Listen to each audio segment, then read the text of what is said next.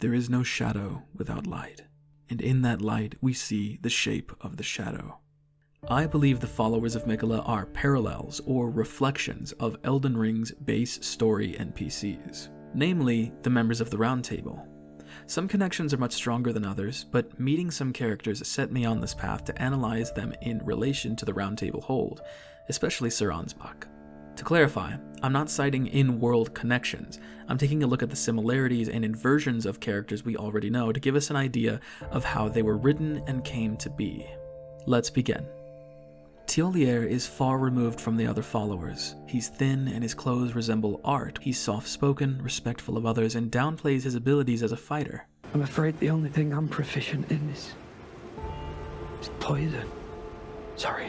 Fia, the deathbed companion, bears some surface-level resemblance to him. Soft-spoken, unlike the other members of the Round Table who are fighters, she's respectful of Rangier since they've gotten to know each other, and she hides her true abilities as shown by how she killed Dee with an incantation. The biggest difference here being that Thiolier genuinely believes he has no ability or value. The similarities go deeper. Once freed from Miquella's charm, Thiolier retains their character traits, but fully acts on his loyalty to Saint Trina, a part of Miquella he discarded. I had something I wish to tell you. I'm heading south. That must be where St. Trina was left to wither away.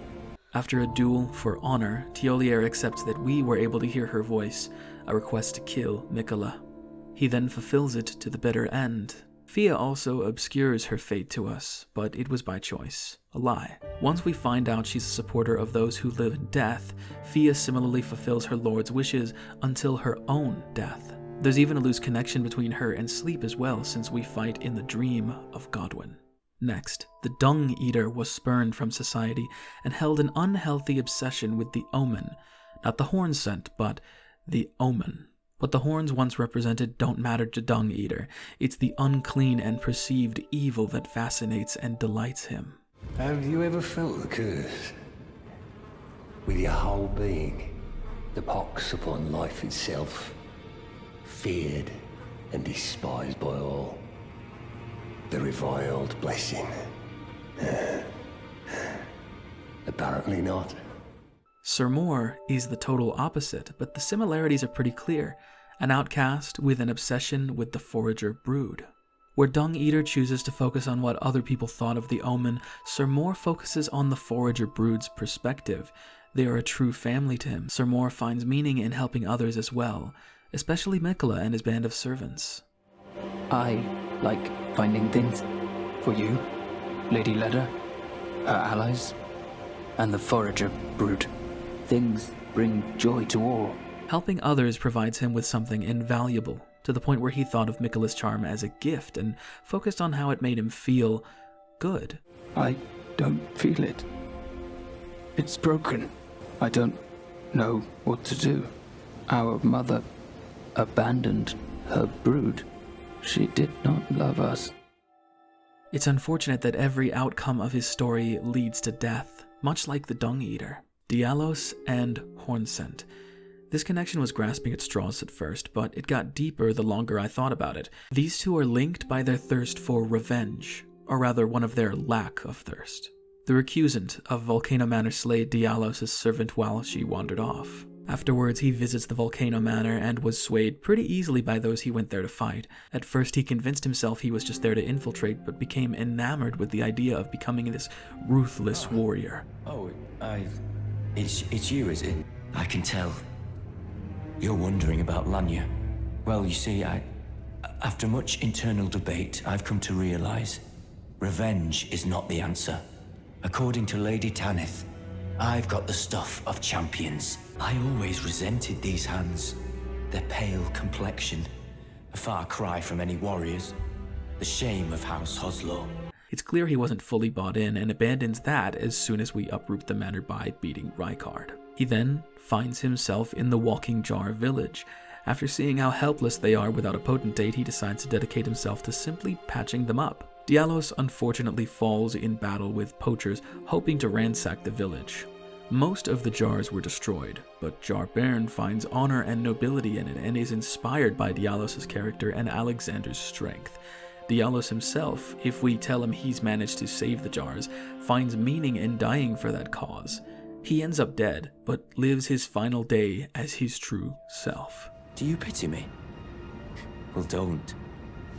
I feel like for the first time in my life, I'm on the straight and narrow. Hornsent has similar circumstances, but a far different reaction. His wife and child were victims of Messmer's crusade on the Land of Shadow. He dedicates his everything for revenge on Messmer. It's all he thinks about. If you take that chance away from him by refusing to summon him for the fight with Messmer, he'll despair at his powerlessness and seek to point his anger elsewhere. With a bit of deception by Leda, he'll join the fight against you for Miquella. Maybe because he believes in the new world, or he just wants revenge on you, and eventually, Marika. Both Dialos and Hornsent are somewhat gullible. There's even a connection in pottery. Hornsent's mask is apparently traditional for the residents of Bonnie Village, where the great potentates of Elden Ring reside. These two have arcs that pass each other in terms of how they develop. Dialos finds solace, while Hornsent is more conflicted than ever in death. We don't even know his true name, only what he is. That's what he goes by. It's the opposite of how Dialos no longer identifies himself as a recusant, or even further, a member of House Hoslow. This next one is shallow at first, but stay with me. Dryleaf Dane says almost nothing. The only other NPC of the Roundtable that said nothing is Ensha, Sir Gideon's loyal servant. He's also known as the Royal Remains for fashioning armor out of a long-gone king of the same name of Ensha. He's also known as the All-Hearing by various NPCs. Common sense would say that he is Gideon's agent for anything he might need. What do you want? I told the All-Hearing Brute that I possess no such medallion. Or have you come to take more from me? He dies attempting to assassinate our character, never saying a word.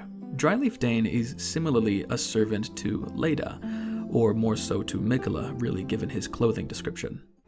Oh, that man is known as Dane. He's been in the service of Miquella the Kind longer than I.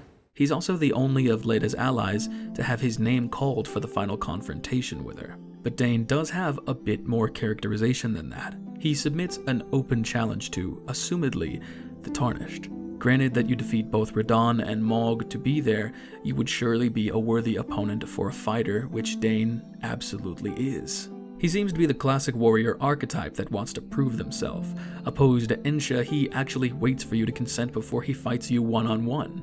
I can only assume that Ensha also shares a love for battle, but is probably much more sadistic, based on who he's hurt and what kind of armor and weapons he chooses to use. It might just be bloodlust more than a desire to prove oneself, though. Nefeli Lu and Freya are very similar, both of which are strong, proud warrior women that value honor. There's only one major difference between them: their choice of master. Nefeli eventually hears the truth from Sir Gideon that people were committing horrible acts in his order for the sake of information, and was cast aside by her former father once she was no longer useful. This hints that this came to severing their familial connection. Nefeli must have pushed back on this enough for her to no longer service as a pawn for Gideon. If we complete her quest, she goes on to become the ruler of Limgrave and even assists in our second-to-last fight to end the struggle that Gideon sought to prolong. She seeks a kind world and uses her strength to achieve it.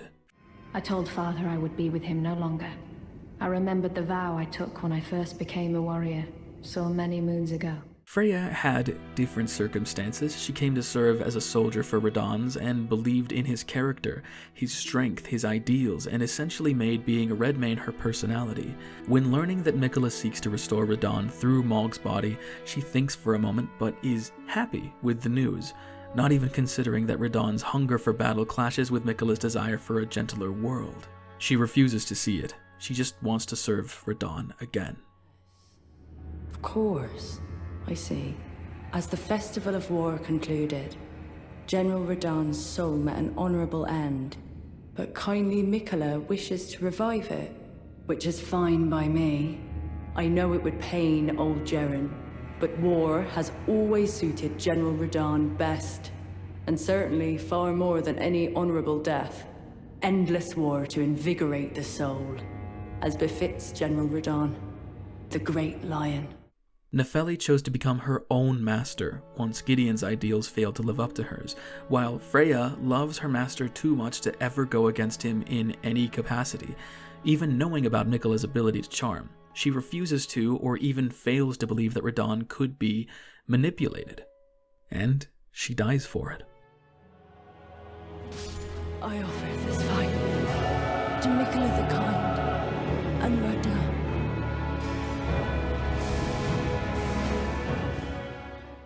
This next pair have overwhelming parallels: Sir Gideon Ofnir and Sir Ansbach. Both of these characters are senior figures in their respective groups our Tarnished associates with.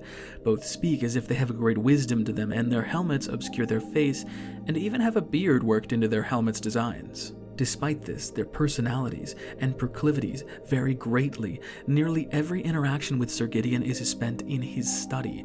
This study isn't really his study. The Roundtable doesn't exist for him, but to us and everyone else, that's his study. He asserts himself over you and talks with seniority. He talks badly about others, although Saluvius deserves it. His adopted daughter surely doesn't. He doesn't even attempt to stop you if you decide to make a puppet of her. Is that potion what I think it is? Bloody Saluvius. I suppose he's up to something again.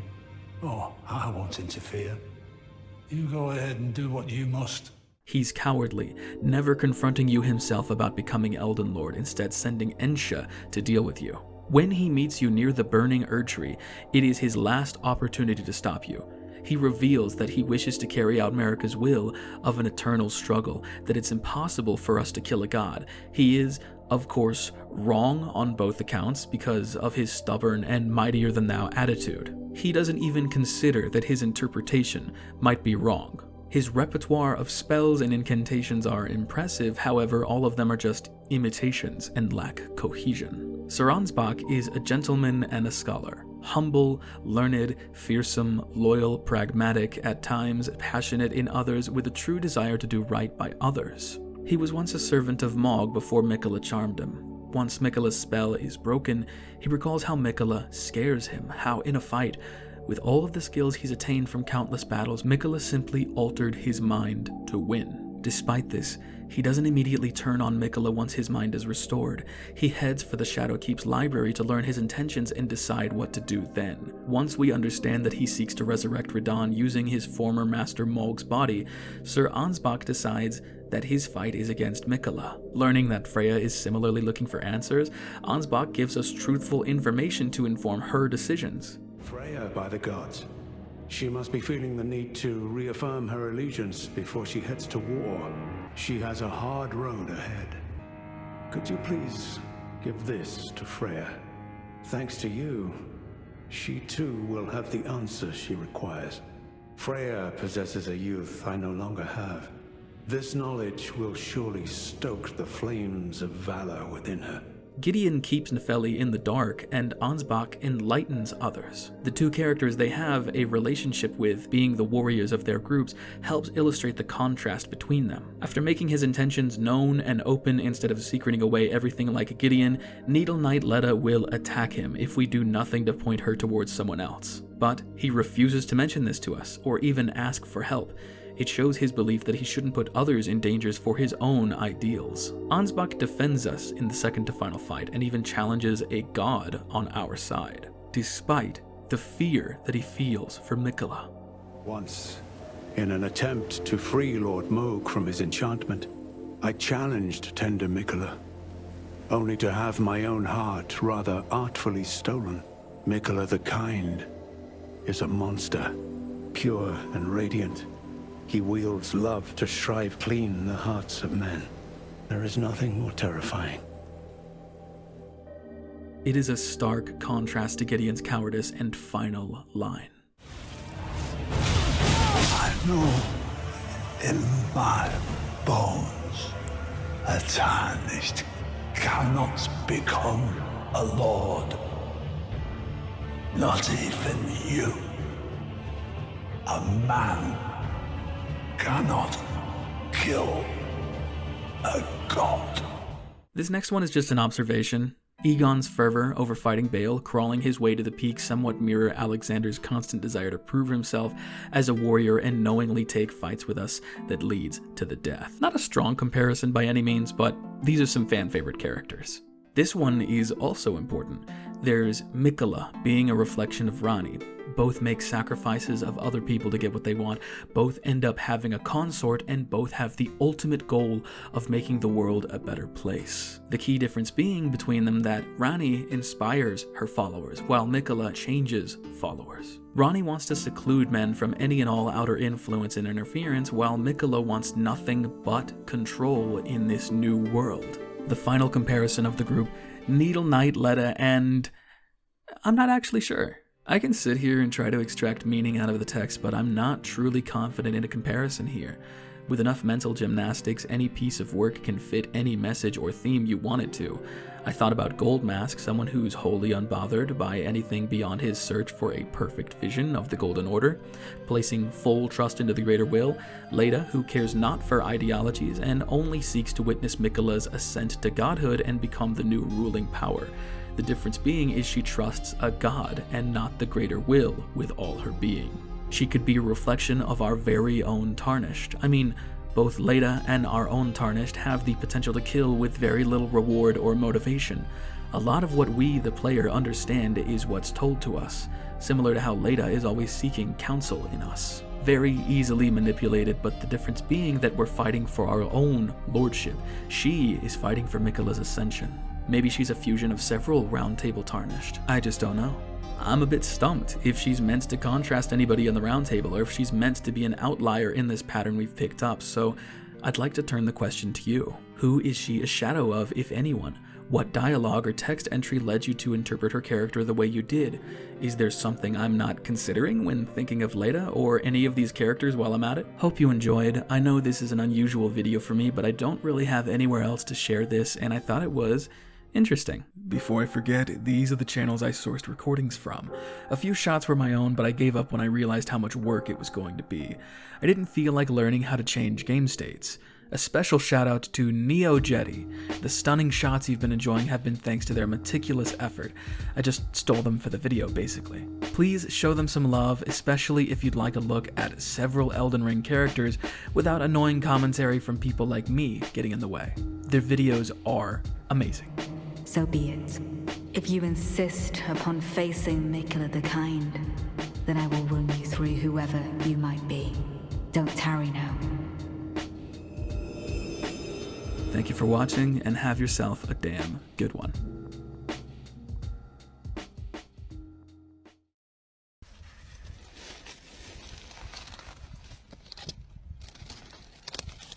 Uy, ya, pana, ya no lo pueden ver descansando a uno, pana.